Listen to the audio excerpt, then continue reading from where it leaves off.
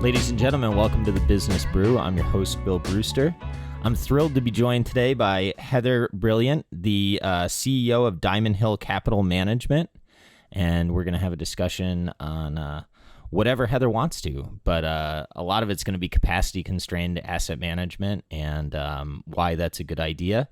And there's, the typical disclaimers, right? None of this is investment advice. This is not a solicitation or invitation to purchase or sell any securities mentioned, and do your own due diligence. And I think that's all we got. I may have to drop a little more in as compliance takes a look. But Heather, how you doing? Great, thanks. Thanks for having me, Bill. Yeah, well, thank you for joining. We were introduced by Todd Wenning. Yes, we were. And you know Todd from? Todd and I worked together at Morningstar. Well, it feels like a million years ago. Yeah, and what'd you do at Morningstar? Well, at the time, I was the director of research for the equity research group there, and he was an analyst on the team, and so we got to know each other a little bit in that capacity. And you said that your time at Morningstar took you quite a few places in the globe, right? Yes, well, in addition to Chicago, where Morningstar is headquartered, I did also live in Australia for about 3.5 years, in Sydney in particular, and got to run Morningstar's business in Australia and New Zealand. When you were in Sydney and you were looking at the map, did you say Cincinnati's the place that I want to go back to? No, and I don't live in Cincinnati. I live in Columbus. Oh, there you have it. That's fair. So what did bring you back, and why did you take the position at Diamond Hill? Well, I actually had a position between Morningstar and Diamond Hill. Also, I spent not quite 2 years at a company called First State Investments, which is now called First Sentier. And it was a business that, or it is a business that is headquartered in Australia, and they were looking for someone to run their business in the Americas. So I knew the Australian people from the business, and they hired me to move to New York and run their business there. And so I did that for a couple of years. The business ended up getting sold to Mitsubishi. And so the timing was quite fortuitous that when Diamond Hill called, I was very open-minded to new opportunities. And so we ended up figuring out that it would be a good fit from an investment philosophy standpoint and kind of leadership background. And I was really excited to join Diamond Hill for a number of reasons. But I think the most important couple that I'll mention is that I think everyone in this industry says that they are, put client interest first, but I've never come across a firm that so consistently does that and has policies and kind of procedures and expectations to reinforce it as Diamond Hill. And so that's some of what I'm sure we'll get into talking about more, but the authenticity of the commitment to good outcomes for clients was so clear at Diamond Hill. And that just led me to feel really confident that it would be a great place and a great culture to be a part of. I really like your shareholder letter that you wrote. I think it's like very, very well done. And one thing that I was as I was reading it, you mentioned that you're valuation focused, right? And that's a smart distinction to make between valuation focused and value focused, right? Or growth focused or anything like that. I assume that a lot of that may come from your background at Morningstar, sort of decoupling the idea of value growth versus valuation. Is that fair? Definitely, yes. And I think that is something that has been, long held belief at Diamond Hill, is that we really focus on intrinsic value or estimating the future cash flows of the businesses we invest in.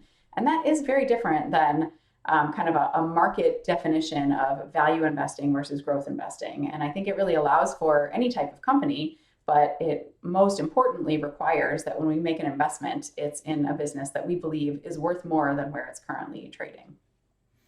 Do you just this isn't necessarily a Diamond Hill question. This is just in your past question. Do you think that what has gone on in the market, right, is typical value has underperformed, right, as an asset class?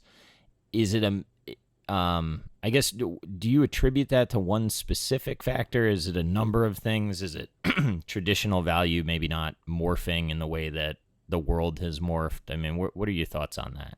Because I know I you mean, I did think, mention that you're benchmarked to those benchmarks, right? In right, people's minds, not how you define it, but right.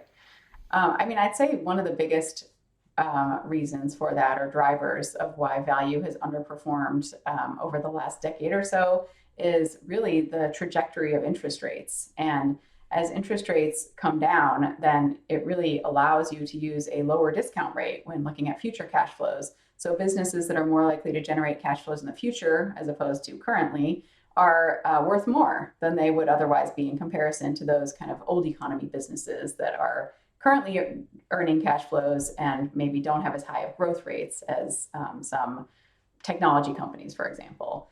So I think that is a big part of it. Also, you can kind of see the impact of the concentration of the indexes when you look at how much of the S&P 500 is being driven by the top 5 or 6 holdings, for example, right now. And I think that is partially a similar effect to what I was just describing, where you can look well into the future for cash flows when you have very low interest rates. But it's also, I think, part of the impact of the move towards passive and less security selection happening than a decade ago. So I mean, I think there are a number of other factors too that I think can play into this, and certainly the way intangible assets are accounted for on balance sheets, and some of the implications of the way accounting has sort of defined how we value companies, I think has implications as well. But overall, I think it is unlikely that value will continue to underperform as much as it has in the past decade. No one ever knows exactly when things will turn around, and it feels like we might be at a turning point in the market, or some shift going on, but that is a very hard call to make without hindsight. Where I made some errors back in the day was like I would look at a company like Netflix, and I was asking questions like how can they so the question that I was asking myself is how are the debt markets financing this spend, right? And I think that it's a nuanced question, but I think the smarter question would have been why are the debt markets doing it, right? And like I think that the question that I asked myself precluded the answer from coming into Mm, my head, and I didn't recognize that the appetite for debt and what interest rates were doing to people, or maybe people's time horizons were much longer than I thought a long time ago, right? But whatever it was, I had a disconnect between what I thought the market should be looking at and what the market actually was willing to look through. That's probably one of my biggest lessons over the last 5 years. Now, it's kind of a tricky lesson though, because if you had that same lesson in 1999, I think you would have really regretted giving up your principles, right? yeah, yeah, that's fair. Yes, at least for a long time, right? It Yeah, takes quite a while to get back from a drawdown like that. yeah.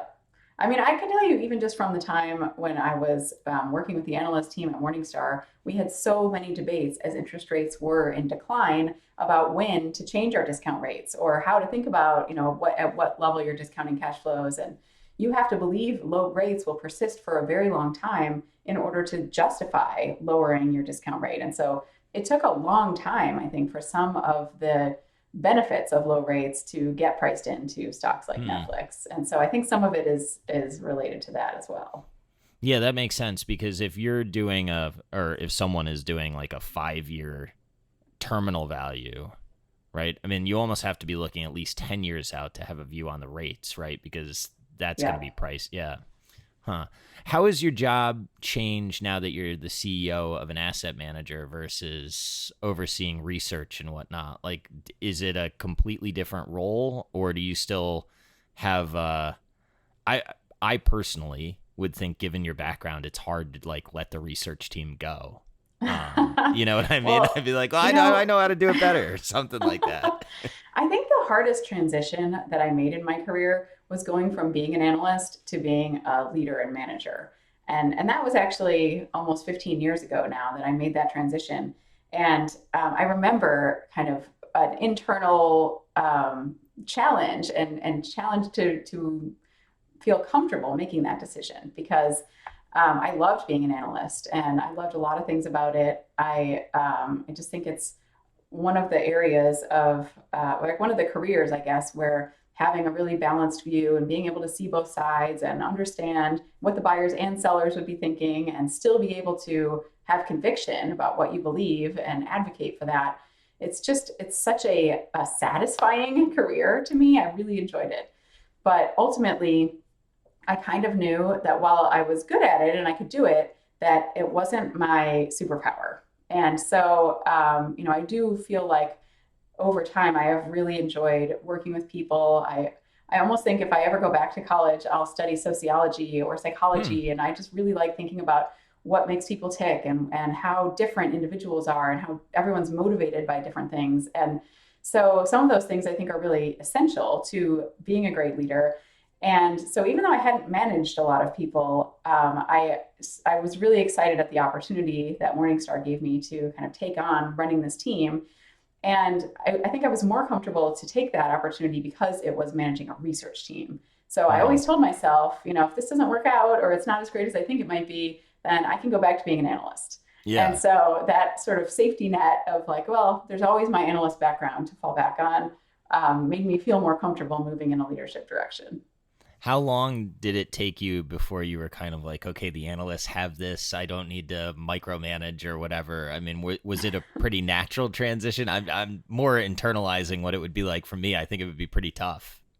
Well, I am kind of inherently not a micromanager, so that part Nice. wasn't too hard, I think, for me. I actually so much prefer to be at a strategic level as opposed to in the weeds. And so, one of the things I always am thinking about is, am I sufficiently in the detail on this topic, as opposed to am I micromanaging people? So, So yeah, go ahead. oh no, I'm thinking through, and I don't mean to cut you off, but I like when we had done a background call, you had talked about running a capacity constrained organization, right? Like you are fundamentally not in the business of gathering assets because you want to return returns to clients, right? Yes. And I that's one of the reasons that I was like, oh, I definitely want to interview her if she'll say yes. And thank you for saying yes. But I wonder whether or not your background as an analyst and the ability to think strategically helped you come to that conclusion in some way, because that's a very counterculture way to run an asset manager, given that fees are coming down. To then add the layer of capacity constriction is can't be an easy decision, right? Right. Well, first of all, I cannot claim to have made the decision for Diamond Hill. It is one of the things that was already in place long before I got here that gave me the comfort to join because I do think philosophically, I have long believed that capacity constraint is critical to ensure better investment outcomes for the end investor. And it is so true that it's near impossible to find firms in this industry that are willing to make that commitment. And even when you do, it's usually on the hedge fund side of things. It's much less frequently in more traditional asset management, where fees have really been coming down and where there are a lot of incentives to grow to as big a size as you possibly can. Ultimately, our philosophy at Diamond Hill, and one that I very much feel aligned with personally, is that if we focus on great outcomes for the clients, then that will give us a lot more opportunity to succeed as a business. And I think that has held true. And we just announced earlier this month that we're closing our large cap strategy to new investors, soft closing, and that is something that I think is a very challenging decision for investment managers to make. One thing that makes it easier, I think, for us to make it at Diamond Hill is that we're very open about where we believe our capacity limits to be. And so it's not like we will just randomly decide at some point in the future, should we close now? Should we close later? Hmm. We actually publicly state these are the levels at which we believe we will need to close. And sometimes things change, right? I mean, markets evolve. There are changes in liquidity for names, or there could be more companies listed, less companies listed. The trend has been towards less companies being listed over the last 20 years. But all of those things factor in and even overlap between our strategies because some of our capacity calculations really come down to how much we believe we can hold of a given security of a particular size across our strategies. So all of those things factor in, and they do change over time. But when they change, we are very open about, changing where we think our capacity limits are, as opposed to, kind of waiting until we're above capacity and saying, oh, whoops, actually we have more capacity, because we know that will lead to more revenue. Yeah. One thing that I thought was sort of interesting is I was reading that you are closing to new money, or at least soft closing, the large cap strategy, but you're leaning into the large concentrated strategy, right? Yes. So So what's behind some of the thought there? Well, there's a couple things. I mean, our large cap strategy can invest in companies as small as 5 billion. And so in order to make sure that we have the same ability to invest in smaller large cap companies that we have had throughout the duration of our large cap strategy, we need to make sure we only manage as many assets as allow us to do that. And also, you probably know this already, but our strategies in general are quite concentrated. So, if we generally have 50 or 60 companies in our large cap strategy, that leads to a certain calculation where we say, okay, if we get above 15 or $20 billion in assets, then we need to be really careful, because that's where, if we came across a great idea that was only a $5 billion market cap, we might hesitate if we were managing, 70 billion or something like Mm-hmm. some of our competitors might be more comfortable with. In the large cap concentrated strategy, we have a higher minimum market cap and fewer names. And so it's a different strategy, because it is more highly concentrated, but we are able to kind of have capacity to do large cap concentrated, even where large cap is soft closed, because we have the opportunity to kind of change the minimum market cap. And with large cap concentrated, it's always consistently been more like 15 billion and up. And so that gives us, another bit of room, I'd say, to still engage in the large cap space. So how do you run an effective business if you constrain your capacity? And it is so counter to what it seems the incentives in the industry are. Yes, I mean, I definitely think the incentives in the industry are to get as big as you can. And I think that is one of the reasons why we are in such rare company by constraining our capacity. But ultimately, as I kind of alluded to before, I really do think it's in the best interest of our clients. And so it leads to more interest from our clients in investing with us. And so I believe, philosophically anyway, that it should be easier for us to get to those capacity limits that we're trying to grow to. And even if you just look across the strategies that we have today, we have plenty of capacity. So we don't feel like we can't grow just because we limit capacity. But you can kind of define the maximum amount at which we would, the maximum amount of assets we would have at given the existing strategies.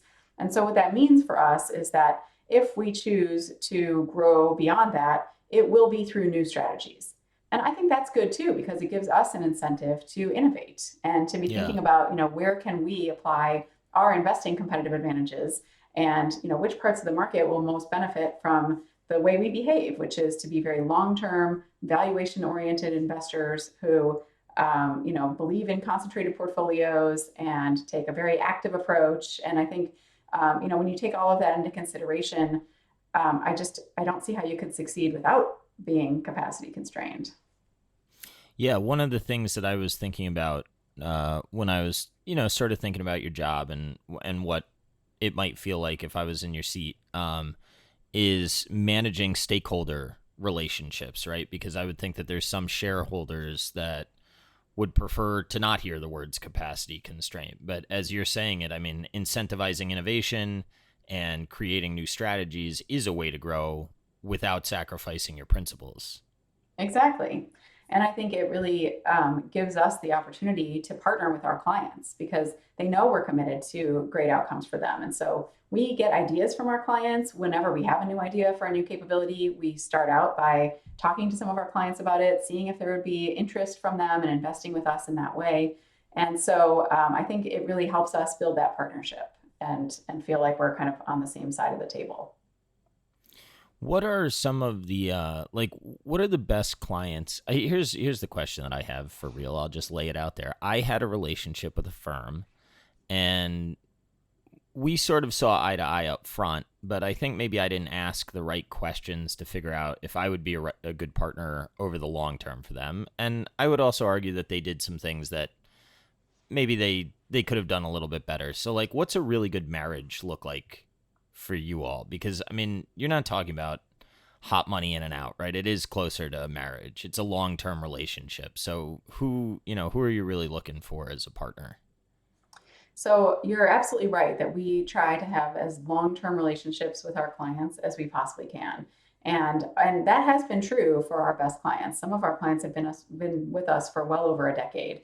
And I think that really does speak to that kind of partnership mentality. And we can find those relationships in many parts of the market, but I would say for us, working with kind of independent RIAs has been an area where we've been able Hmm. to strike that partnership with some higher level of frequency, and that's been just a really great opportunity for us. And then certainly some kind of home office relationships where we might work with the home office of a larger advice network. Those have been very good relationships too, because we're so committed to delivering on those returns for our clients that when a home office puts us in their model or chooses us for their advisors to use, they have had a good experience, and so those relationships have lasted in a long time as well. Do you find it? Do you? I know that you said that you're benchmarked against value indexes. Is it hard to get out? Do you want to get out of the value sort of like benchmark? Do you find it hard to sort of have that conversation around that, or is that not really an issue? I mean, frankly, different clients have different preferences with regard to kind of what bucket they put you in or how they think about your what you offer for them. And so ultimately, in the long run, over a full market cycle, which would be like more than the last decade, even, Yeah. I really do think over a full market cycle, we need to be able to outperform the broad market. And so that is what we genuinely try to do.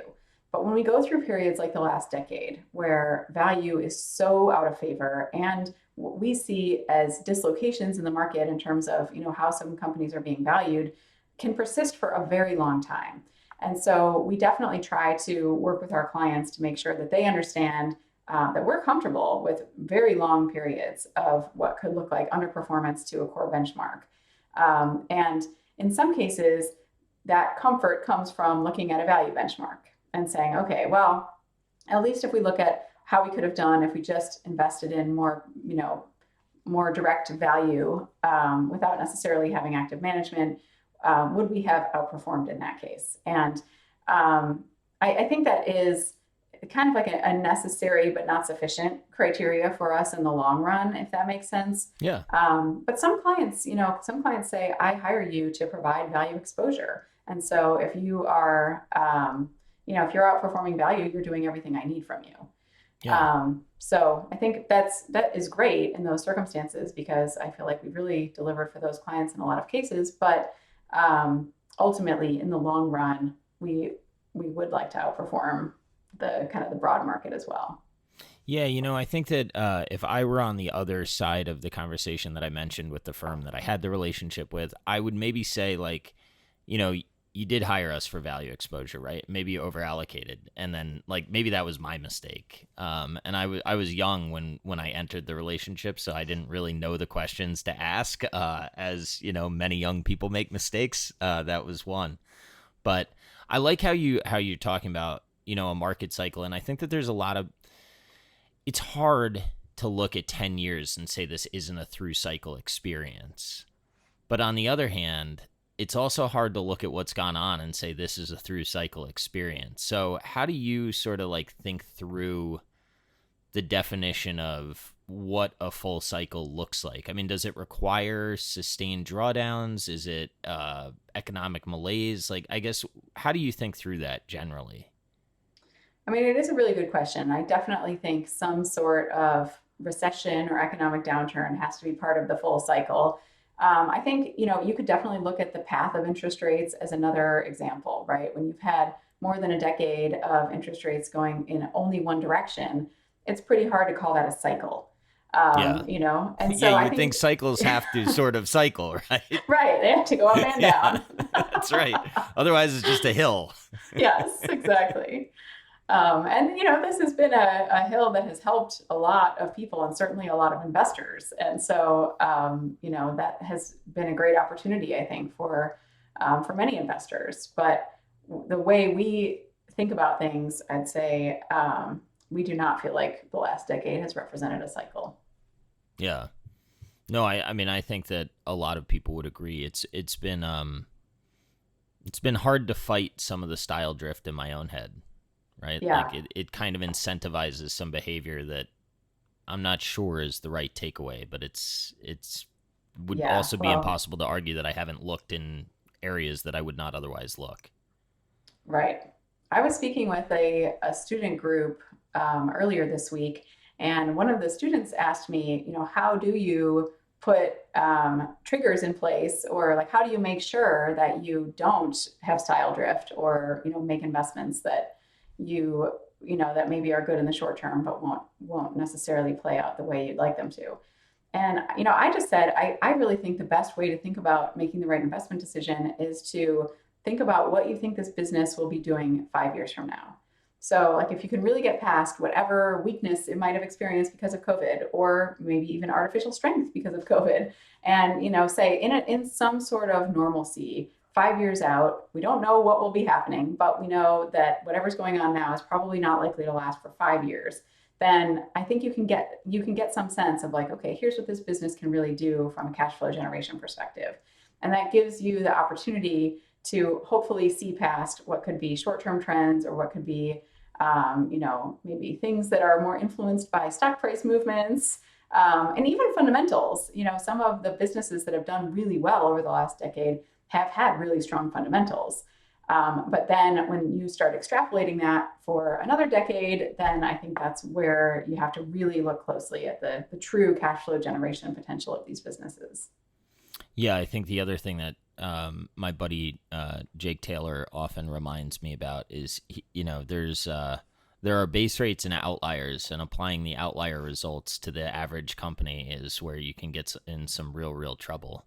Yeah. On the And other hand, there's some investment managers who do a great job identifying outliers, right? That's their thing. And they figure out which companies are going to be the ones that really, grow to the moon. And, some of my friends at WCM have claimed some real expertise in this area. And I don't know if you've talked to them, but there's a lot of former Morningstar people over there as well.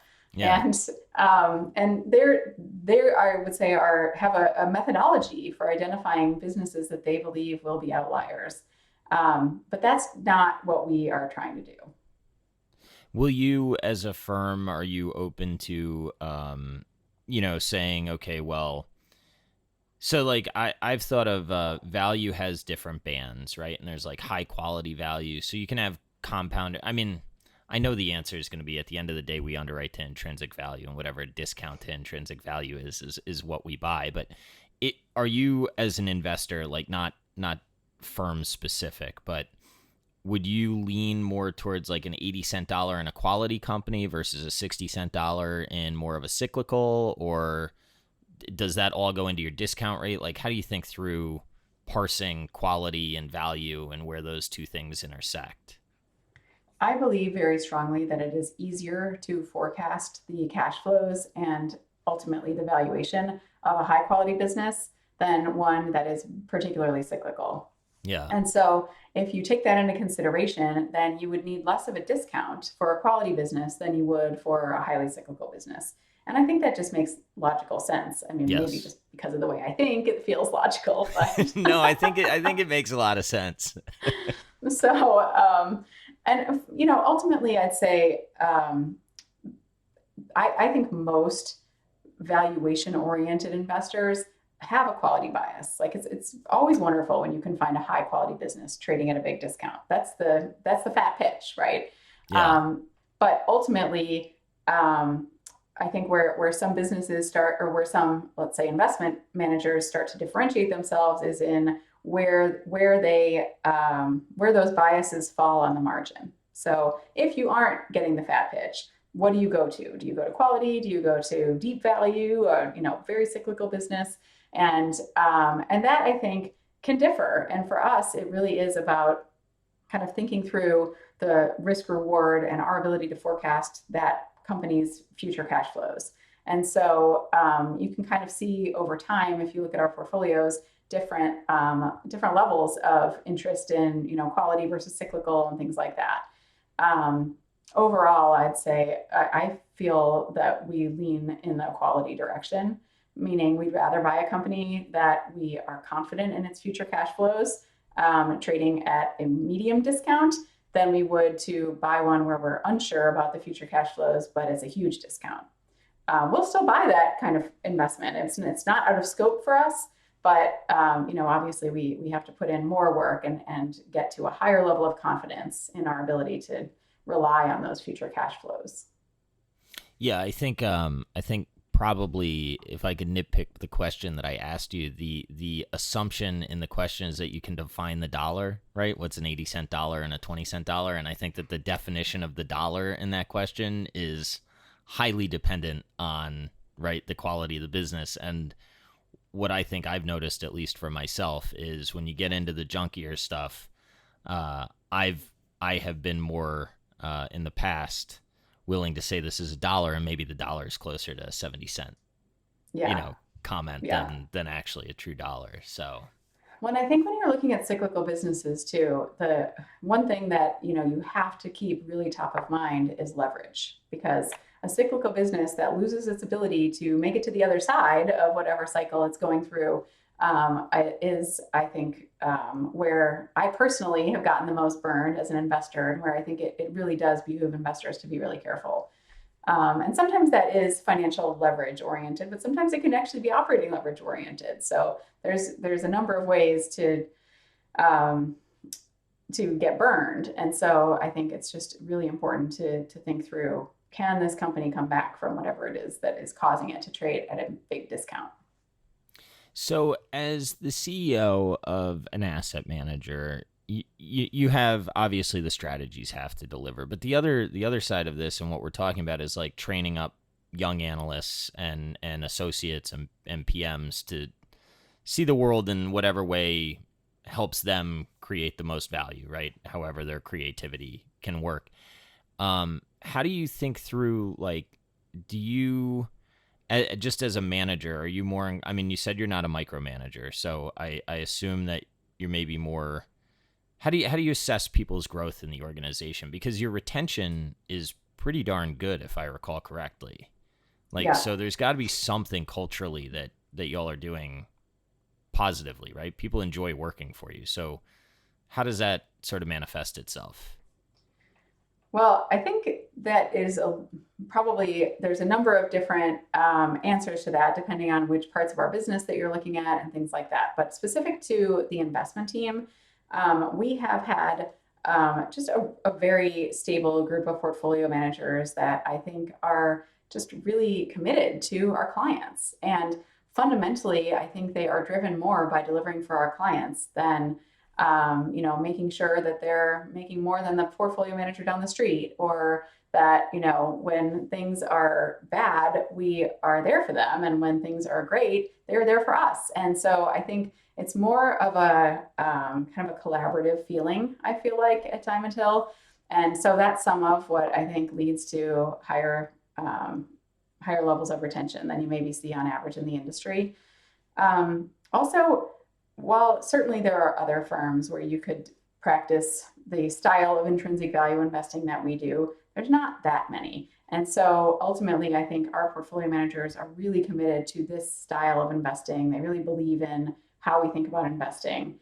Um, and then I think we do give our analyst team a lot of autonomy. And so, for analysts who are really interested in kind of having their own area of coverage and really being able to define how they spend their time within that, and how they identify the opportunities that they're going to spend time on, and work with the PMs for whichever relevant portfolios that their idea might fit into. I think that level of autonomy is really greatly valued. Hmm. So will your analysts be able to come, like, is it Are your analysts, it sounds to me like they're maybe not assigned a PM, they're assigned to finding good ideas. And then if they have a good idea, I guess their next sort of internal task is to find the PM that may agree with the idea, assuming that the idea is correct, right? It's not to sell a flawed notion. That's not what I'm trying to imply, but it's more on the analyst to go out and find the idea, and then if it fits in a strategy, find the strategy that the idea works in. Is that a fair characterization? Yeah, I mean, I would say it doesn't always work that way. Sometimes the ideas come from the PMs, right? Like, Yeah, and yeah. certainly some of our PMs are more focused on their own idea generation than others, frankly, for a number of different reasons. But what I'd say is that our analysts are organized by industries. And so each analyst has a number of industries that they cover. And one thing that we did over the last year that I think is really interesting and relatively unusual is that we're not only defining analyst coverage by sector or by industries that everybody pairs together, but instead we kind of thought more broadly about how do these companies interact and what would an analyst learn from having coverage across a vertically integrated set Hmm. of industries as opposed to a parallel set of industries, for example. And so one example I love to give on this is that our analyst who covers beverage companies also covers grocery stores. And so, and it also covers canning companies. And Hmm. so he can literally see some of the inputs that are big cost drivers to the beverage companies. And then he can also see, how are their end clients doing and how is that relationship with the grocers and the distributors of those beverages. And so that's a pretty different perspective because generally you see, oh, someone's covering grocery stores, and they're also covering other retailers, or they're covering, you know what I mean? Like usually you line up with, oh, this company sells things to the end and to the end public. So let's line that up with other companies that do that. And that's not always the way to get the best insights, I think, into how some of these companies work. So we've been trying to kind of think differently about that. And part of the progress of doing that, or the project, I'd say, was also to really assess our analyst team's interest and areas of expertise.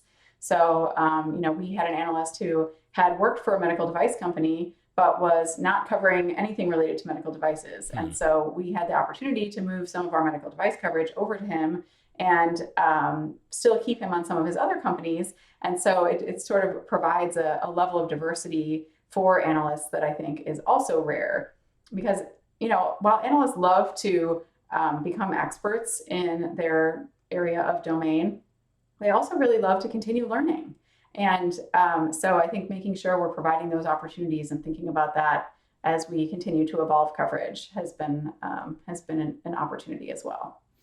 That's really smart because that explicitly puts the job of calling the different parts of the value chain, right? That explicitly puts that in the role. And I think that almost certainly will lead to better analysis, right? Because I think sometimes it's, and again, maybe I'm just talking about myself and this is my own weakness, but I'd like to think I'm not that like much of an outlier in certain ways. But the best insights that I've gotten are when I understand the whole supply chain, right, and not Yeah. necessarily just the competitors, and maybe lack some of the idea of what the end user is going through or whatever. I'm thinking airlines, for instance. I spent a lot of time on, and I don't think I could have understood the people that sold the components into the airlines without really understanding what the airlines go through. But if I was just looking at the components, it's kind of easy to be like, the airlines are not very fun businesses to understand. So like, I'll just cover these good businesses, Right. and you can lose some stuff in that. Absolutely. And one So good thing how'd you about come up being, with that? oh, well, I mean, I actually, know it it's wasn't you. our, I know it was a team. no, I get it. But how do you facilitate those kind of conversations? Like, that's cultural to think I differently do in that think, way. yeah, it is from the sense that, it's very clear that we are open to new ways of thinking. And we like to think about how we can make incremental enhancements to our philosophy, even if our, fundamental philosophy is non-negotiable. And so I think we brought in a new director of research who was a promotion from internal. So it was really his idea to, kind of rethink the way we were thinking about coverage. And he put in so much time to this project himself. He literally went through the Russell 3000 and looked at what the primary business and secondary business of pretty much every company in the Russell 3000 is, to make sure that we were kind of getting the right level of overlap and assignments. And certainly we already had an analyst team and they already had coverage. So that was kind of a starting point. We didn't want to necessarily change everybody's coverage, but everything you've been doing, it's all changing. Right. But on the margin, it allowed us to, be really flexible and and be able to implement some of these ideas that we just talked about. Yeah, that's cool. I'm sure some people push back. They're like, I don't want to cover grocers, but groceries is actually a pretty interesting business. I used to bank food companies. I was not the banker, right? I was the analyst, but that's a hard business. The margins are so tight, and like you talk about operating leverage, and then you got financial leverage on top of it. It can be a recipe for some rough operating conditions. Yeah, and when half of your product goes bad, if somebody doesn't come in and buy it within a week, it's pretty tough. Yeah. Did you, when you were an analyst or in your past, did you have any favorite industries that you covered? I covered a few different ones. I covered different parts of the healthcare value chain, including pharma and even some biotech companies.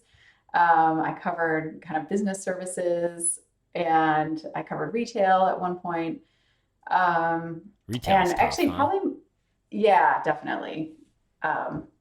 It was a really interesting time too. I think I was a very early analyst to call the death of Sears, but early by a decade makes you just wrong. Well, you were right. I was right, except I said that I thought Sears was going to zero, and then Eddie Lampert came in after that, and so Sears had quite a good run after that. Yeah. So I did not as look a right. stock, not as a business. As a stock, yes. So what did you see in Sears that made you early on that call? Well, I'm from Chicago, and Sears was headquartered in Chicago, and I felt like the deterioration of the business was really clear if you were local. If you went into any of their stores or, asked anybody where they shop for things, there were really only two kind of fundamental assets that Sears had to work with that were left and this is also as department stores were all very out of favor. And so nobody really wanted to go shop at a department store unless there was some reason to go to that store. And Sears's only reasons were Land's End and Craftsman tools. And so to the extent that you could kind of value, what are those worth and how much ancillary shopping will that really lead to, it was not that hard to figure out that Sears would not, as a retail business, generate enough cash flow to even meet its debt payments.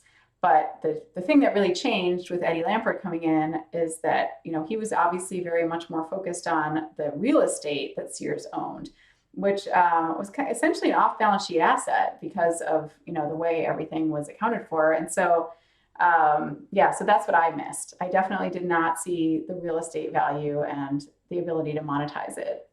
So it's good learning. You can't be a decade early and be right. Yeah. Well, now especially with a short. Yeah. Well, now they're trying to do it with Seritage. I just remember walking through Sears and looking at the inventory of the clothing, whatever the ancillaries that they were trying to sell, and I was just like, "This, I'm not a professional shopper, but I know this is no good." I am not a shopper either, and actually, that in some ways, I was the worst retail analyst because I hate shopping and I do it as little as possible. And now I pretty much do it all online because, why go to a store if you don't have to? So I had to kind of force myself to go to some of these stores and check things out because it has never been a passion of mine. The saddest retail experience in Chicago is what Macy's has done to Marshall Fields. It is sad. And Marshall Fields that store was amazing. I feel like Marshall Fields is part of my childhood. We'd go for Christmas and you went to the room up top and looked at the tree. Yeah, the walnut room. Yeah. And it was something that my grandma and I would do together every year. And so it is sad seeing it deteriorate. my wife and I went, and we had a good time, but I digress. So with that, I don't know how I'm going to naturally segue. Well, you can cut that part out. Nah, I like that part. That's the part that makes the podcast not too uptight. Right, But right. so I think as a transition, a natural one from the older people smell in my nose to boutique asset management firms. You had touched on the concept of an aligned boutique in your shareholder letter, and I'd love to hear you talk a little bit more about that. Yeah, this is something that we've done a lot of work on over the last year as we've been thinking about Diamond Hill's strategy for the future.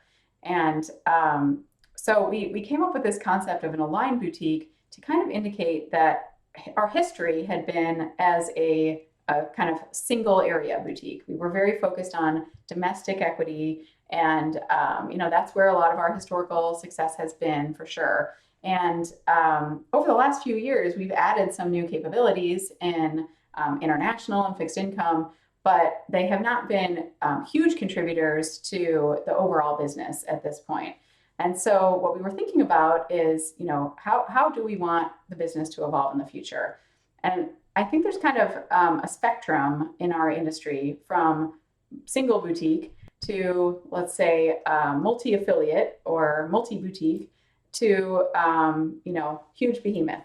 And we know that huge behemoth in that direction is completely off the table for us and wouldn't make any sense for a business like ours. But we were trying to figure out, is there some kind of middle ground or place we'd like to live between single boutique and multi-boutique?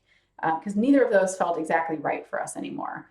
And so we came up with this concept of an aligned boutique, which is to say that there are certain principles that we hold dear that we believe should be true across any teams or strategies that we offer.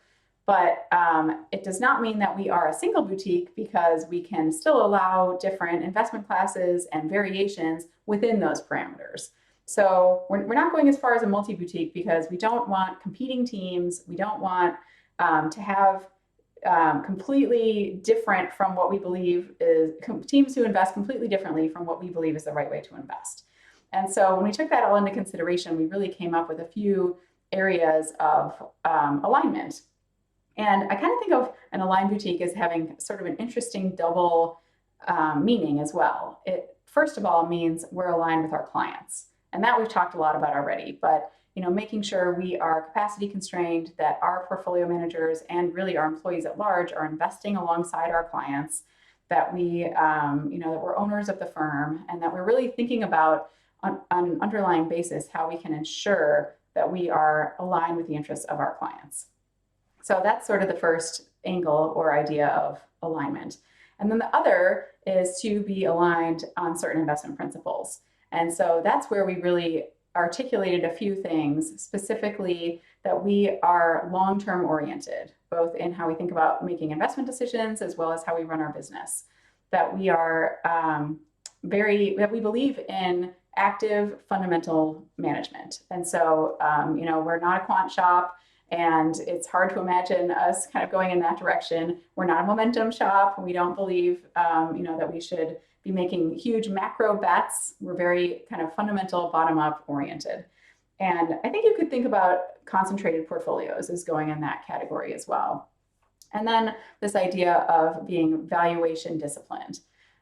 So we've already talked about how that's not the same as being a value investor, but it does very much say that every investment team we have needs to have valuation as a consideration in how they make their investment decisions. And so I think when you bring all of those things together, it really gives us the parameters to say, this is how we believe we can deliver for our clients. And if we decide in the future to grow new teams internally or bring on new teams, these things we believe should be true across all of those teams. So that's kind of the concept, and I think it puts us comfortably where we want to be strategically. When you talk about being aligned, if somebody's thinking through, like you said, that you're invested alongside, or like an ownership and part of the in the strategy, uh, should people be thinking that employees are owning stock in the overall firm, or are you judging that on whether or not they're invested alongside the strategy that they're running, or just generally within the firm's strategies? Like, how should, like, if I'm interested in investing with you, what should I be expecting from your employees and yourself on how you're aligned with me? So you should actually be expecting all of those things. So our portfolio managers do have meaningful investments in the strategies that they manage, and we disclose that in our ADV every year.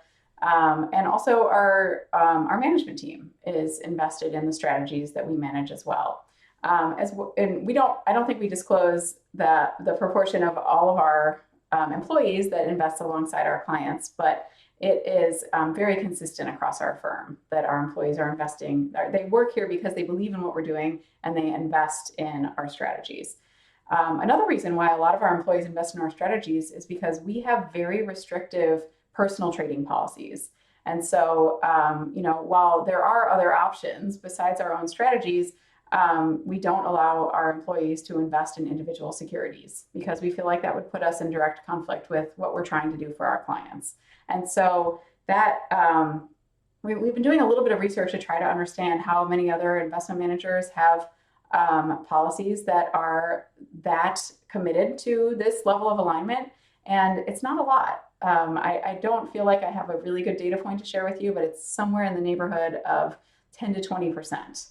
And otherwise, firms do allow individual employees to buy individual securities. And so that is a pretty big differentiator, I'd say, fundamentally. Yeah, well, it's nice. You force people to say, "Hey, if you're going to be here, then you got to believe in what we're doing, right?" And the other thing that I had noticed that I think of the word admire. I think that is the right word to say is, your pay. Your first of all, I thought your median employee pay was nicely taken care of, and the difference between you and them as the CEO is not egregious by any stretch of the imagination. Like I was thinking through. I feel like just from your communications, I really felt like you all have a very stakeholder focused outlook at the world. Yeah, I think that's right. And I think that's critical to succeeding in the long term. If you put any one stakeholder too far above others, then I think that really does cause long-term conflict. And ultimately, the whole ecosystem needs to work together in order for the business to be successful, for our clients to be successful, and for our employees to feel like they are contributing and participating in that success. Yeah. One of the things that I've enjoyed about this podcast is I've been able to talk to a lot of people smarter than me, such as yourself. And I try to learn at least one thing from each of you. And so far, I think I have. But I had this ESG conversation with a woman named Liz Simi, and I I really didn't understand the idea of, or I guess I shouldn't say that I didn't understand it. I really discounted the idea of stakeholder focus because, especially in the secondary markets, I was kind of like, you know what, I can't have an impact on any of this stuff. Who really cares? And I have some private investments that I'm take very seriously with that, right? But that's because I feel like I can control how the capital is actually deployed. But what I've come to appreciate a little bit more through some of these discussions is if you're going to be investing alongside long-term business owners and running a long-term strategy, like truly long-term, I think it's a really important thing to incorporate in the framework, right? And I guess in the past, I more associated value investing with re-rating, right? So I'd be like, oh, well, you just buy 50 cents, flip it for 80 cents, and go keep doing it, right? Then I realized, one, that's a really hard game. And two, I realized, that's not really what a lot of the people that I admire and thought that I learned from, right? That was what I took from them, but wasn't what they were teaching. Mm. And I've started to learn as I've gotten a little less dumb over time. Long way to go. But that, these concepts really are very important to build enduring firms and to invest in enduring firms. Absolutely. I agree completely. And, when we were talking about kind of investing alongside our clients, the one aspect that I neglected to mention, but I do think is also really important, is that every employee who comes to Diamond Hill starts out from day one as an owner. So Hmm. when we bring on a new employee, we give them a grant of shares that vests in 5 years, that kind of is meaningful for every employee. And so that's part of kind of how we start everybody out thinking like an owner from the beginning, because I do think that also helps ensure that we are additionally considering that we're running a business effectively. And then I think it also really helps encourage that long-term mindset and thinking beyond, how am I going to get paid this year? But instead thinking, wow, if I help grow the value of this firm over time, that's something that I will benefit from as well. Yeah, for sure. How was I gotta ask, how was your first year as I mean your first year as CEO was 2019, right? When were you hired? September of 2019. What a first year. Yes. So, what was that like?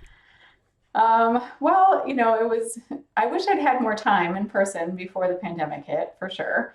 But I would say I feel like, it was one area where being a really small business, we only have about 130 employees. We were really able to pivot to working from home pretty quickly. And fortunately, I think one of the things that comes very naturally to me is communication. And I was just joking with somebody the other day that here we are, a full year into the pandemic, and I think I've tried every internal communication technique that is available. So, we've held town halls, I've sent videos, I've emailed everyone. I'm currently going through and meeting with every employee one on one, because I do think there's some fatigue to having group Zoom meetings, and Yeah. people are, it's harder to kind of keep speaking up, and you miss out on all the informality of conversation with people when there's other people on the line and you have to talk to everybody about whatever. There's no side conversations on Zoom. And so in order to kind of help us all get over that latest hurdle, I'm just talking to people individually for the next round. But anyway, point being, it's kind of been an interesting period. I feel like we've adjusted as a business better than I would have expected, especially given how early in my tenure we were when I got here, or when the pandemic hit, I should say. But ultimately, I'm really, really proud of how the team has kind of come together and made it work. I would think it would be really hard to when you're young, especially. I think I just think about sitting around, like in the analyst pit where we used to sit and bouncing ideas off of each other and like absorbing information that the PMs were talking about, and then we had RMs too, right? So everybody's in the same room, and a lot of the gold comes in the spontaneity. Yes. So like it's very hard to recreate that, I don't know, call it 20 minutes at the office that actually mattered that day, like really truly mattered that you couldn't have gotten elsewhere. It's got to be really tough, I would think, as a CEO to try to facilitate those kind of moments in whatever way you can, or I guess what you're really trying to do is push the managers to facilitate those kind of moments, right? But to think through how to do that would be a difficult task on top of figuring out the strategic direction of the company that you just took over. Right. And I think, to your point, a lot of that is what got pushed to the wayside for most firms, especially in the first 6 months of the pandemic, because it was so, it really did feel quite sudden if It you think was back the on world it, right? stopped. Like Yes. we never trained for this. And so I think that kind of put everyone in a crisis management mode for the first 3 to 6 months. And things were changing so rapidly, like we all went to work from home thinking it might be for a few weeks or maybe a month or two. And then all of a sudden there was no end in sight. Yeah. And so all of that kind of evolved in a way that led to it feeling very crisis oriented, I think, for longer than it will when we look at this in retrospect. We'll look back and be like, oh yeah, well, we had to stay home for a year, but nobody knew it would be a year from the first day. And so Yeah. I think when you remember that, a lot got lost in those first few months. Um, Now, I mean, we're trying to do things like have social events. We have quarterly trivia night that people can sign into and get broken up into little groups to, work on trivia questions. And we had a wine tasting event, all virtual. We had, Oh, we've that's done like nice. cooking classes. And yeah, so we've been trying to sort of provide lots of different activities to get people engaged. Um, but it's the people who don't opt in to some activities like that, that you have to worry about, because in our industry we have a lot of introverts and a lot of people who don't necessarily want to spend extra time on Zoom, even if it's for a fun reason. And so I just think it's really important for the leaders of this industry to be reaching out to their people and making sure they're kind of making those connections and not letting anyone get left behind. Yeah. I mean, I'm pretty extroverted, and I don't like to do Zoom anymore, right? I'm just I like, all right, I'm a know. little tired of this. I shook somebody's hand for the first time in a little while ago, and I was like, man, skin feels good. Like I forgot, like touching a person matters. Yeah. It's wild. So when you went home, what was your operating assumption when sort of the office went home for the first time? Were you thinking like a month maybe, or were you like, how do you go through crisis planning in something like that? Do you have different outcomes, or is it just kind of all like, we'll see what's going to happen? Because this is such a unique, Yeah. situation. It was so unique. I don't even remember thinking that it would be any particular length of time. I just remember thinking we need to think about this in a way that everyone is equipped to work from home for however long is needed. And so, we really prioritized in the first couple of days of realizing we need to work from home, making sure everyone had the proper setup at home. And so, most of our employees at home now have a couple of monitors, they have a laptop, they have, whatever they need from a office supply standpoint, lots of webcams and things like that. And interestingly, a year after working from home, a lot of people are now requesting chairs. Like, Hmm. okay, I've dealt with whatever chairs I have around the house, but I don't have a good Yeah, but work I want that chair. Aeron And chair or whatever it's yeah, it's called. starting to hurt, right? Yeah. So we've been looking into, some solutions for that, because we do believe as things go back to the office that, or as activities return to the office and as people start to come in more often, we think there will be a hybrid way of working. And so we're not expecting everyone will all of a sudden come to the office all the time. And so, in order to accommodate that, we still think it's important to make sure not only that people have the setup at home that they need for the long run, but also to make sure that we have the right capabilities in the office for there to be, a meeting where half the office is in the premise and the other half is at home. Hmm. And I think that seems obvious, but I know our capabilities in the office for remote employees were pretty pathetic before. They would be dialed in, voice only, and not really feel like they were part of the meeting. And so the quick positive feedback we got when we started working from home is how included our remote employees felt, our Hmm. permanent remote employees. And Oh, that's and that was a nice. real, yeah, it was good, but it was also a real awakening of, oh, we need to do that better forever. Yeah. And so we've been testing some functionality that our head of IT calls Zoom rooms, where like you go into a conference room and you can pretty much at the click of a button, start a video call that people can dial into, and people can see who's in the room, and you have a screen that shows the people who are dialing in by video. And so I'm hoping that'll help ensure that everybody feels more included, even as some people go back to the office. Yeah. You know what I think's really hard to underwrite right now is I was talking to a buddy, and he was telling me, I'm probably gonna have to bleep that name. Anyway, he was telling me that they used to fly consulting teams into hotels, right? And like they would be at the hotel for a week in an engagement, and then it was just kind of what they would do. But now they've realized, well, a lot of that was kind of wasteful, right? And Mm-hmm. all the plane tickets don't necessarily need to be bought, and all the hotel rooms don't necessarily need to be bought. And yes, it's necessary for certain instances and maybe certain engagements, but maybe it's only needed for a week and not, months on end. And figuring out what the back end of this looks like, whether or not it's commercial real estate footprints or air travel demand, their hotel capacity, like that stuff is. Part of me says, we're just going to go back to life as it was, and part of me says that's insane. Like, there's no way it's going to happen, and I just don't know how to Yeah. handicap the outcomes.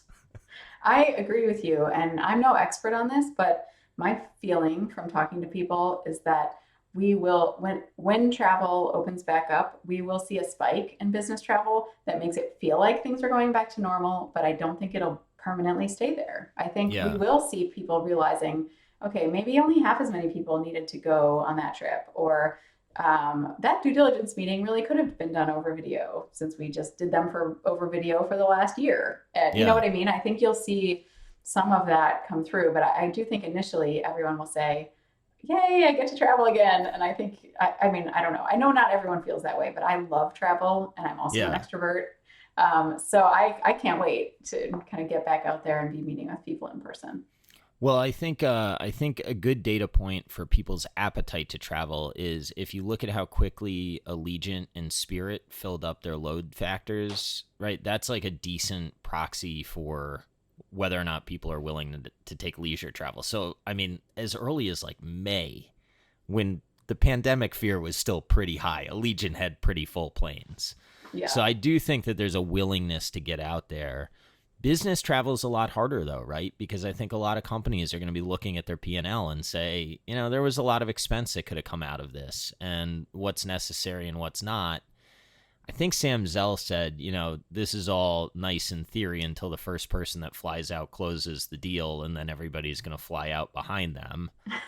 I think there's elements of truth to both. And I think like one thing that you're saying that I have thought about, or I think you're saying, is it's going to be really hard to think long through some of these data points, right? Because there's going to be like fits and starts, I think, where you get, Yeah.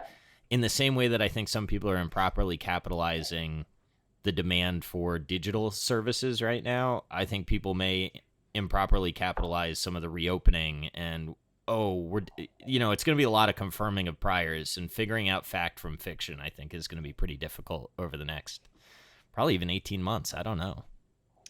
I agree, but I hope I don't have to wait 18 months to get my hands on an Xbox Series X because it's my 13-year-old son's dream and his birthday's tomorrow. And I have tried everything, Bill. It's ridiculous. I wish I could release this right now so that that we could get you some help. Has he thought of an Oculus? He has one. They're very cool. Have you played with it? A little. It makes me kind of dizzy, but he Oh, likes it.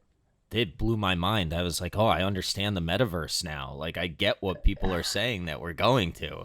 It's Well, they keep I have two kids, and they both keep telling me that there's not a lot of games for the Oculus yet. yeah. So I think that they just need to get the ecosystem built out. Well, what I kind of like about Zuck's strategy here is he gets that.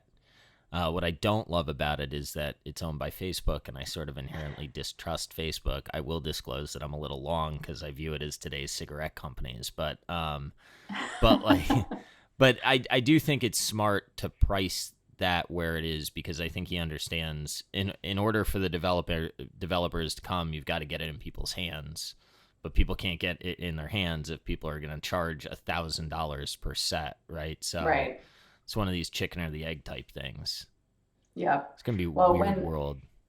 when my son played with a VR at a friend's house, this is pre-pandemic, he was completely enamored and obsessed. And I actually thought it would be his new future gaming. And I think if he could play Fortnite on it, which I think you can do sort of now, but not, he says it's not as good.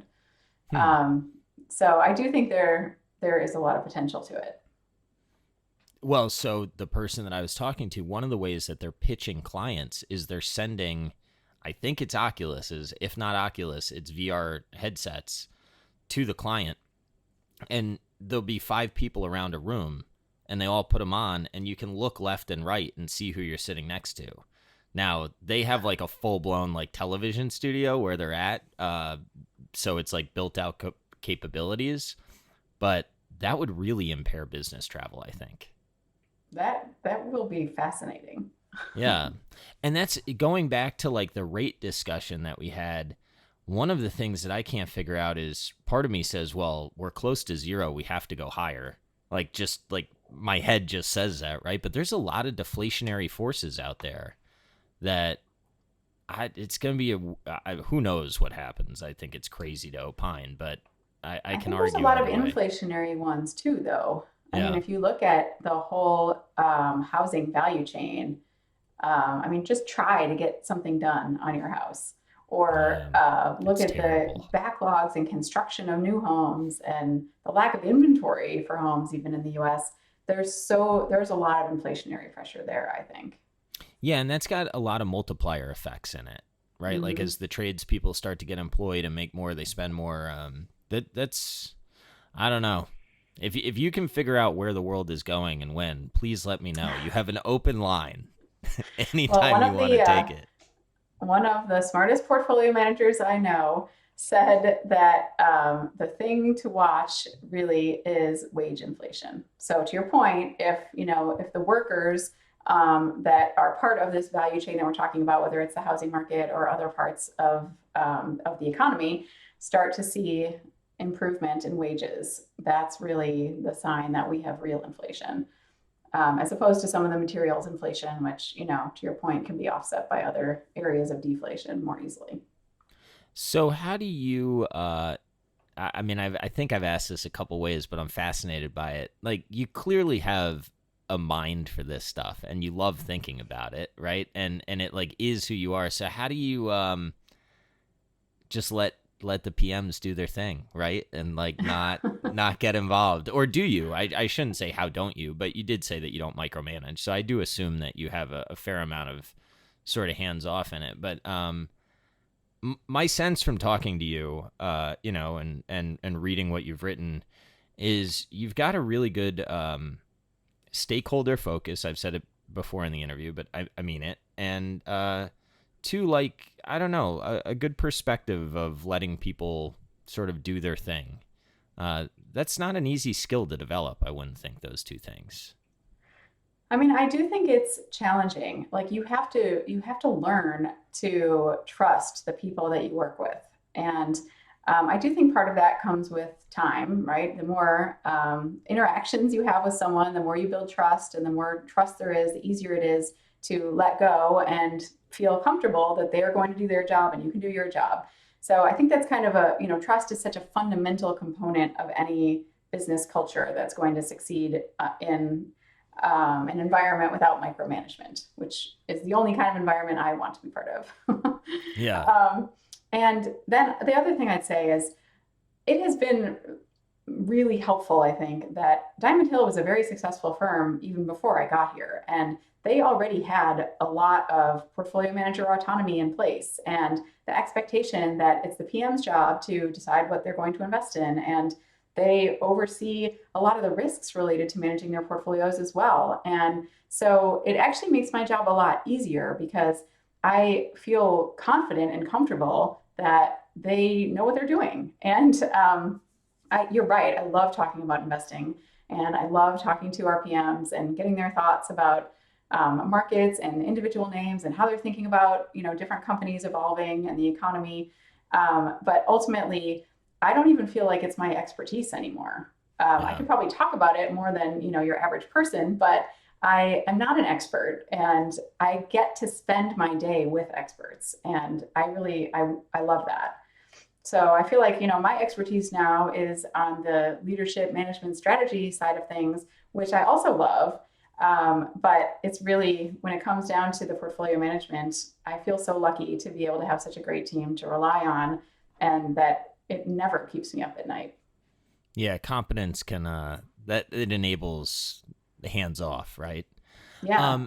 So to that point, did you view when you came in as I mean, one thing I think if people look at your income statement, they'll see sort of revenues rolled over a little bit, right? And it was somewhat associated with the CEO change, so you could construct your own narrative if you want to figure that out. Did you view your job as coming in to learn the role of the organization, like how the organization worked, and maybe put process improvements, or did you sort of think more like I've got this background from my past and I need to implement more of it. Like, how much of it is adapting yourself to the organization that you're inheriting versus like imposing what your view of the right thing to do for the organization? I've never taken over a company of this size, so that's why I'm asking the question.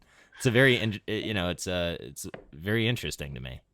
Yeah, no, it's a great question. I think the way I think about it, obviously you have to have certain areas of expertise that you bring and ideas and things that you think could be beneficial and when you come into a role like this. But I think you have to come holding all of those ideas as lightly as possible because you don't know yet until you really get into the company and start meeting with people individually and learning more about how things work at the organization that you can really decide which of your ideas actually fit that company. And one of the things I love about strategy is that there are no two companies that should follow the same strategy. It is so specific to the competitive advantages of the underlying business. And so you really have to figure out what are the advantages of the business that you're working with and which of those are the most durable or sustainable and how can you build those advantages and possibly grow new ones, without compromising on the areas where maybe you're not so competitive or where there might be some table stakes things that you do in order to stay in business that don't differentiate you in any way. And so you want to spend as little time as possible on those and as much time as possible on enhancing your competitive advantages. And the answer to what those things are literally is different for every single company. Even if you found another, roughly $30 billion in assets boutique that was also publicly traded, like it is even as many parallels as you could possibly draw to Diamond Hill, I still think you'd be looking at a business with completely different advantages and areas of strength. So I love the puzzle of it, of kind of figuring out, okay, well, here's what I know or what I've done before, and here's where this organization has succeeded, and let's figure out the whys to some of that so that we can make sure the path that we decide to pursue is the one that actually fits our advantages.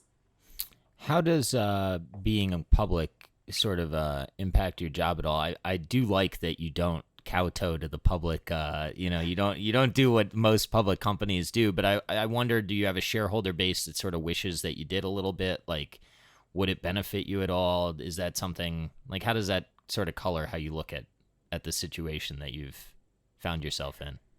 Well, I'd say, one thing I try to think about, I'm trying to even think about more purposefully going forward than I have in the past, is that wherever I spend my time as CEO, there's a trade-off. And so if I spend my time meeting with clients and making sure our clients are really happy with their experience and thinking about innovation and new ideas and meeting with people internally and making sure we have the culture that we want, that's kind of what I do today. So if I were to add into that quarterly earnings calls and lots of time spent with shareholders and kind of telling the story externally about what we're trying to do from a company perspective, that has to trade off with one of those other areas that I mentioned before. And so what we have found as a company and what I kind of believe individually is that there's a real benefit to focusing now on making sure we're getting the strategy right and that our clients understand our direction and are happy with it and can help us innovate and think through where we want to take the business and that we have the culture that we need in order to succeed in the long term. I think it's Buffett who says culture eats strategy for breakfast. And that resonates to me very much because if you don't have an employee base, a team that's really excited about moving in the direction that you're trying to go, then it's just not going to happen. So fundamentally, I think all of those things and those areas of focus. I got to cut you off. Is that what that means? That you can, I guess it is, but that makes perfect sense. If you have a culture of buy-in, then your strategy can both morph and people will buy into the strategy. But if your culture sucks, it doesn't matter how good your strategy is. Right, because you won't be able to execute on it. Why have I not been able to figure this out? It's because I'm not an operator. It's so stupid of me to just learn this. Not at all. Not at all. No, it really is. I mean, but this is why I love the podcast. I love being able to talk to people like you. I mean, and I said it to Sanjay. I said, like, I can't tell you or him or anything that y'all don't already know. But I hope that through this interview series, I can get people connected Like Yeah, I for instance, I think you and Sean Stannard Stockton could have really good conversations with each other. You may know Sean through Todd, but like if I don't think I know him. oh, he's really cool and he's super thoughtful. I think you guys would probably get along. I or I shouldn't say guys. I'm sorry, but I do. It's a Don't habit. worry. Um, but like that's what I'm hoping to accomplish here, right? Is to become like a little bit more of a connector, and I get the benefit of reducing my stupidity and learning things like that, which just shattered my brain, which I should have already known. Well, all I was going to say, kind of as a follow on to that, is that I believe those areas of focus result in better outcomes for our shareholders in the long run. And I believe our shareholder base gets that. Otherwise, we've never had a quarterly earnings call, so they know we're not going to have them. So, we're just not attracting the shareholder base that would have those expectations. And I think that's good. I think it's Yeah. good for us in the long run. I think it saves us a tremendous amount of time. I do, of course, we hold a shareholder meeting annually, and which we think is plenty frequent, given our long-term focus. And, we do talk to our investors. So it's not, we don't, stiff arm them or anything. Yeah, yeah. I found But your yeah, filings are very well written too. They're very easy to the communication is very good. So it's not thank as if you. yeah, it's not impossible to figure out what's going on here. Yeah, well, it's a pretty straightforward business, really, at the end of the day. And we do try to be as clear as possible in the stuff that we publish. We try to be as transparent as possible, publish things even more frequently than required from a regulatory perspective, so that people know, where our assets are standing at the end of any given month, or what our holdings are, and things like that. So we do try to kind of hold ourselves to a pretty high standard of transparency. You know, a tidbit I thought was pretty cool is that you have a long short strategy. Yes, we do. Yeah, that's cool. Is it more like funding shorts type things, or is it like active? You like we think this thing's going down. I mean, I guess it depends on the situation, but I've gotten more interested in long short as I've gotten to know people in the industry. That's a tough game for me to play because I'm still the guy that's learning the culture eat strategy for breakfast. So adding short selling on top of that is quite a bit harder. But that's I do think okay. I that, don't have to play the game. yeah, I do think there are elements to succeeding on the short side that are very different than succeeding on the long side, and so you definitely have to take that into consideration. Our strategy is net long, but we are trying to protect on the downside, and so yeah. But to your point, some different positions or different circumstances kind of come about in different ways, and it's a really interesting strategy, I think, in the sense that it's been around a long time. I think it's one of the strategies that we've had the longest. In Hmm. fact, we were one of the first firms to have a liquid mutual fund doing long short. Oh, really? Hmm. That's cool. Yeah, I like that. yeah, I have it's nothing to good. add, but I think it's cool. I think somebody was out on Consuelo Mac. I forget who it might have been T. Rowe Price. They were saying that they think that long short's the new 60-40, and their point was that we've entered a world where it seems as though a lot of asset sell-offs are correlated. So like long short is their version of adding diversification. I'm not trying to ask you to comment on that. I'm merely saying that is on someone else's podcast and people can go there if they'd like to form their own opinions. But I do think long short's going to be an interesting strategy going forward, and it's been wild to watch this year what happens when short sellers are a little bit overexposed to certain names. It's been a real learning experience. For sure. It has been kind of stunning to watch some of the examples that have transpired this year. I agree. I thought that GameStop would be like, I didn't think this would still be news. Turns out this is like actually a somewhat perpetual re-rating. I thought it would be like a 5-day story and go away, and then we could stop hearing about this thing. And it's up 50% yesterday. I was like, what is going on here? It's a wild time. Do you think the markets are functioning like they're intended to? I'm not trying to ask you in an official capacity. I'm just as an observer. Like, has this always happened around the edges and it's just getting more attention, or is there something going on somewhere that is different this time? I mean, I do think it's easier for people to share ideas, right? Social media has kind of changed the way people can communicate around investment ideas or any other kind of ideas. And I think, we've seen the implications of that from a political perspective as Yeah. well as, from an investment perspective and many others too. I don't think it means that there's anything wrong with the way the market is functioning, but I do think it's, I worry. I mean, like, I think it's a dangerous game because to make investment decisions without the benefit of kind of a full research perspective, I think some people are going to get burned. And Yeah. that makes me sad because I think a lot of people who will end up losing a lot of money on a trade like that um, don't have the money to lose. And I just think that just makes me sad.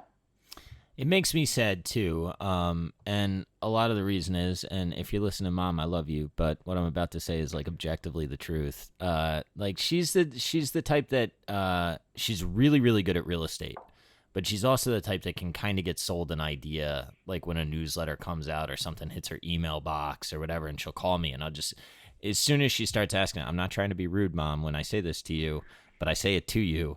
Like I'll just be like, stop talking. Like I don't want to hear what this email said. I don't believe it. I think this is all nonsense, But I mean, I love her, and she's working hard. Her whole life she's tried to put food on the table, and she's making it for herself. And I just think of the person that's like her that doesn't have someone like me to call that says, yeah, you should go ahead and participate in this. And by the time that, who knows whether or not GameStop specifically works out. That's not the issue. But the issue is sort of the ethos of buying what's going up and ripping and whatever. And like the one thing that I love about the fundamental investor community that I've sort of like found myself in, and that you're clearly a member of, is I do think a lot of us this time are speaking up and saying, like, just be really careful with what you're doing out there. And Yeah.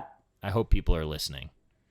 One thing that is not different this time is I feel like every frothy market that I've had the opportunity to directly observe in my investing career is characterized by a lot of new individual investors coming into the market at the top. And so I don't know if that's what's happening here or not, but I think the idea of people who do not invest for a living and maybe don't even invest regularly kind of getting excited about stocks and buying well-known names that are, in the news for whatever reason is part of a recurring cycle. Yeah. So it's just I this talked to a version of guy it does feel a little yesterday. different. I talked to a guy yesterday that's never traded until last year, started trading, and now he's going to turn into a financial advisor. I was like, Wow. all right, man, but I've been studying this for a long time, and it's not quite as easy as you may think. But maybe I don't get it and you do, right? So Right. good Right. luck. But Well, I I don't think know. this is an industry where it's really hard to separate luck from ability. And I do think the best investors have figured out wherever possible how to make that distinction. So you know what you've done that's repeatable and what you've done that, you got lucky. Yeah. And so that's one thing I would just heed anybody listening to this who is excited about ideas like GameStop to really think about. Yeah, and I would say the inverse of that is also true. It's hard to separate unluck from ability, right? Yeah. So there's a lot of people that are smart that happen to be tied to like the wrong factor right now, and just because it's out of favor, they're sort of looked at as not as smart as they are, and then people that are lucky are looked at as better. So Agreed. we'll see where it all shakes out. Is there anything else you want to say? I'm super happy that you carved the time out, and I know you got a meeting coming up, so I don't want to push you all the way to the time limit. But I've No really worries. enjoyed speaking with you. I have really enjoyed it too. It's been great. Thanks for having me, Bill. I really appreciate it. You're welcome. It's not the typical finance podcast, so I appreciate you taking a chance on it. Absolutely. And All right. So if anybody wants to connect with you or know anything about Diamond Hill, where should they go? well, they should definitely go to diamondhill.com. Our website has lots of great information, and it also has contact information. They can get in touch with us there. All right. So if you liked what you heard, do that. All right. Great. Have a good one. Thanks, Bill.